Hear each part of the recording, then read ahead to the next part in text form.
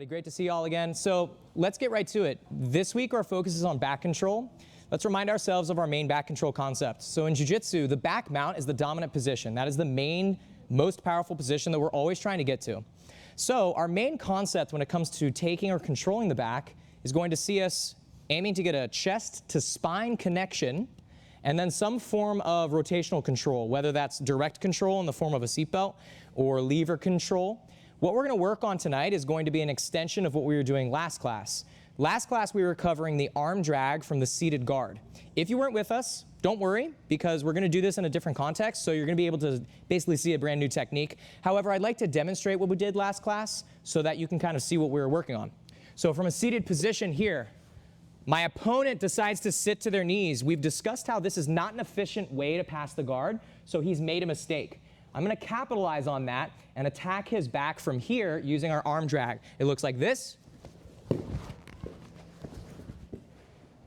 And now I've taken his back. My chest is connected to his spine, and now here I have a seatbelt, which is directly controlling his body's rotation. What we're going to do tonight is we're going to continue to work on the arm drag. However, we're going to attack it from the closed guard, the position that you guys just worked on for your warm-up drill. So I'd like to demonstrate this, and then we'll talk about how it works. So we'll start from the feet, and I'll go ahead and I'll start with the guard pull, so that way we can see it in a little bit of context here.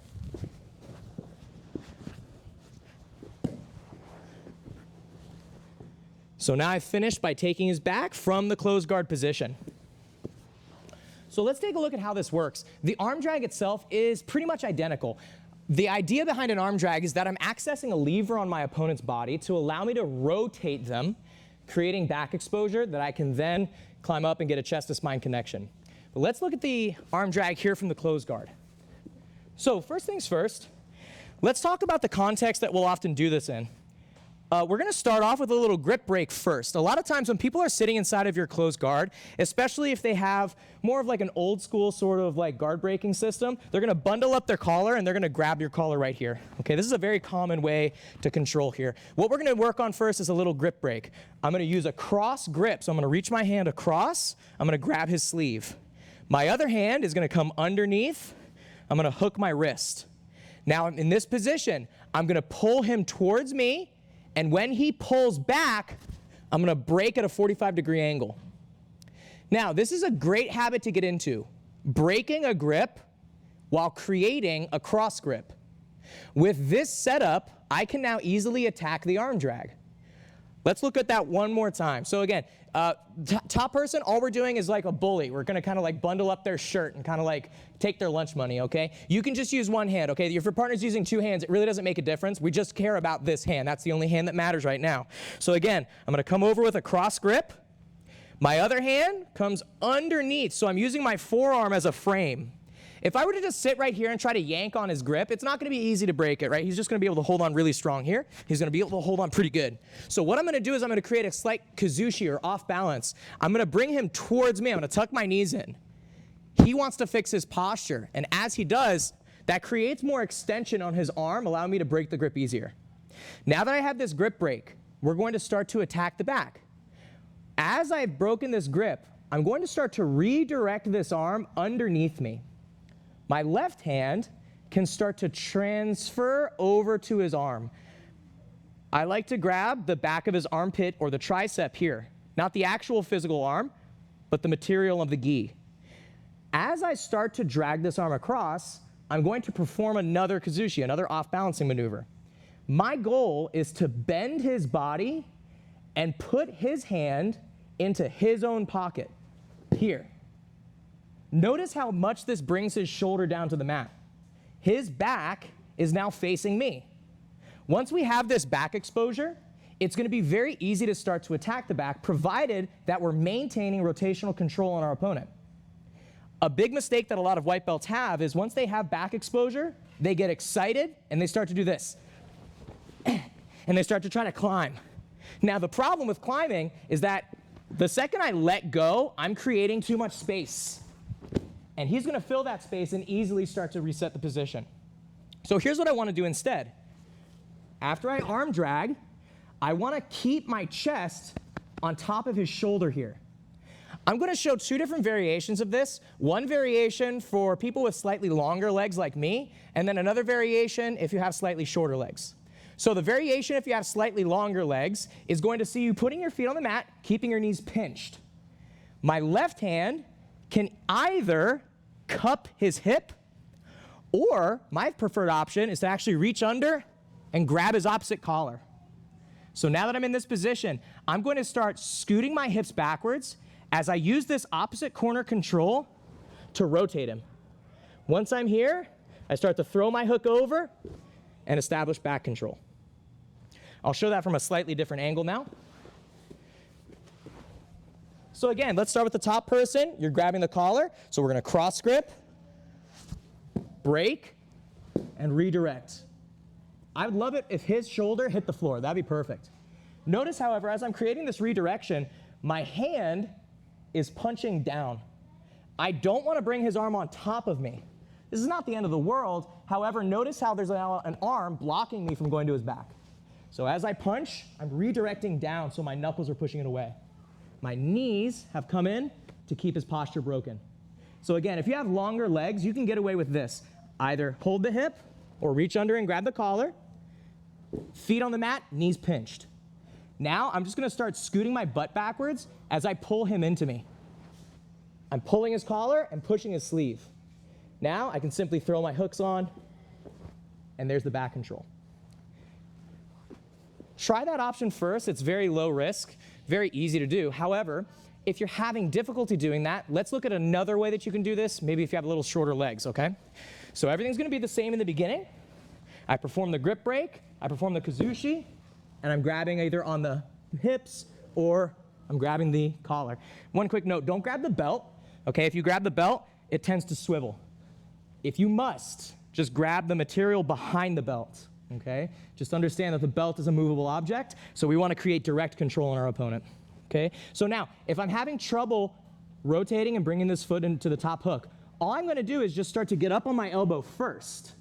And now, from this elevated position, I can start to hip escape backwards while posted up on my elbow. This now means that my legs don't have to be quite as long because I'm literally up above him, so it's going to be much easier to put the hooks on.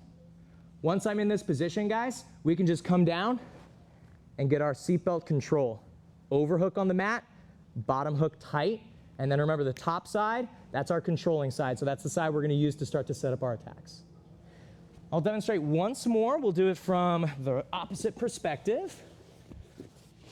Okay, guys, so go ahead and pull into closed guard here. They're grabbing the collar. We break the grip, redirect, and pull them down. I reach, I grab either for the collar or the hip, and now I'll do the second option. If I'm having difficulty, look, use your feet.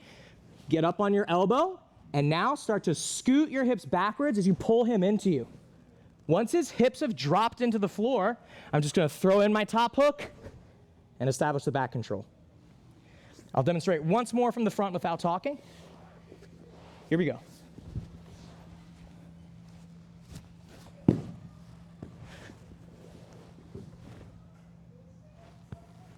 In that situation, I was able to just tip him using my leg length to help me hook onto the thigh. Okay, guys, does anybody have any questions on this arm drag? Eric?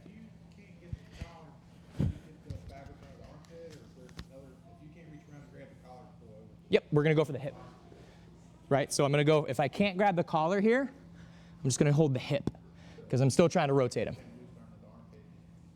Well, I'm not trying to pull his arms. I'm trying to pull his trunk, his torso into me, right? So I'm trying to rotate his body by either creating like a lever to help me rotate it or just by directly controlling him to help me rotate it, right? So if I'm grabbing on the arm and the sleeve, he's going to be able to keep himself pretty centered. It's going to be hard to pull this arm up. So here's good, or just here on the hip bone. This is what we did last class, where we arm dragged, and we were just right here on the hip bone. Okay? What's that?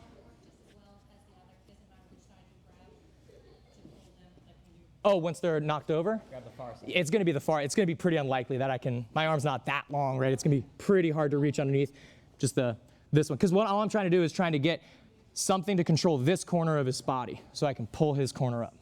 If I actually reach under and grab the far side, that's actually not helping me too much. And that starts to break the structure of my body a little bit and allows me to get rolled over more. So the far side, okay? Any other questions? Let's try this out, and then we'll add on. Ready, 1, 2. Okay, does anybody have any questions on this arm drag from the closed guard? I'd like to touch quickly on the main error that I was noticing as I was walking around, and it's very subtle, but it will make a big, big difference, and it's about the positioning of our hand and the positioning of their arm after we perform the drag. So what I'm trying to do when I'm doing an arm drag is two things. I'm trying to break the structure of their arm by putting it in a position that creates back exposure, and I'm trying to break their posture. So everyone's doing a great job of the latter, where I'm breaking their posture, but the first part, after I work this grip break, we're still having the issue where we're pulling this arm, and look, my knuckles stay on top here. So number one, this is a very weak grip. It's very difficult to hold this. He's gonna pull his elbow and break that grip very easily. Number two, this is putting an arm in my way. So if your aim is to do something like a head-arm control, where I come here, that's fine, but that's not our goal right now.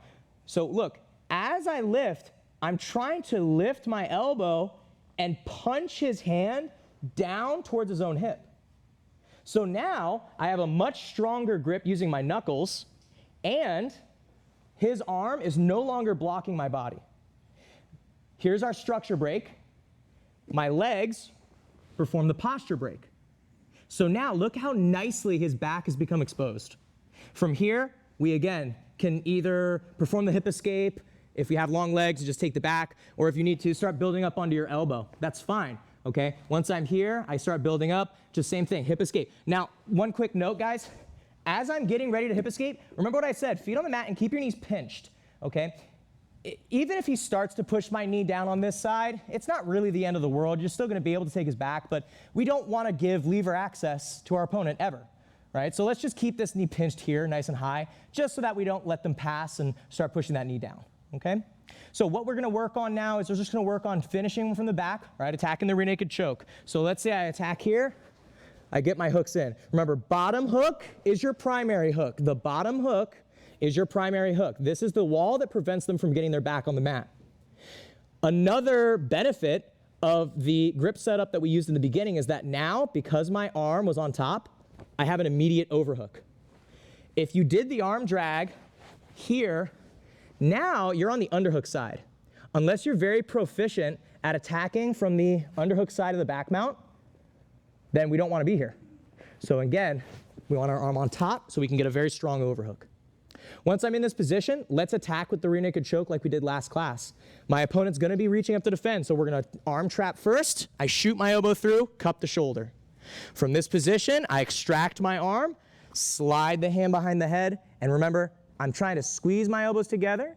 I'm trying to pull them towards me just slightly to perform our strangle to finish them, okay? So again, same exact finish we did last class, guys. I'm on the back. Remember, I'm using the arm trap to take away the primary frame that we would use to block the kill hand. So my left hand is blocking here, and I'm immediately shooting that elbow through.